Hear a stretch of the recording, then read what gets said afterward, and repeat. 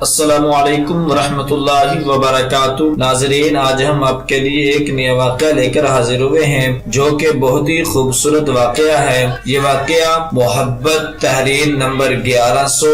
ایک دفعہ ایک عورت کا بچہ گم ہو گیا، وہ اسے قافلے میں ڈھونڈتی پھر رہی تھی۔ وہ ایک آدمی سے بچے کے بارے میں پوچھتی، بالآخر اس کا کھویا ہوا جگر گوشہ مل گیا۔ ایک دفعہ ایک عورت کا بچہ گم ہو گیا، وہ اسے قافلے میں ڈھونڈتی پھر رہی تھی۔ وہ ایک آدمی سے بچے کے بارے میں پوچھتی، بالآخر اس کا کھویا ہوا جگر گوشہ مل گیا۔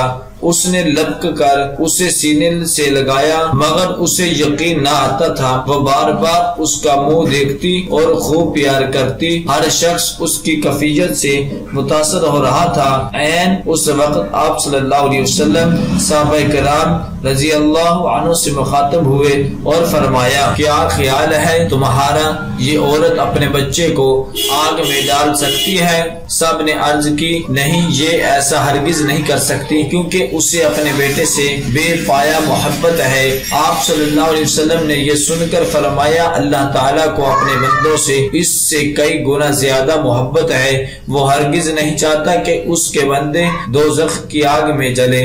طویل سے طویل تقریر میں بھی محبت الہی کے بارے میں وہ اثر پیدا نہیں کر سکتی تھی جو آپ صلی اللہ علیہ وسلم کے اس فقرے نے اس نفسیاتی ماحول میں پیدا کیا۔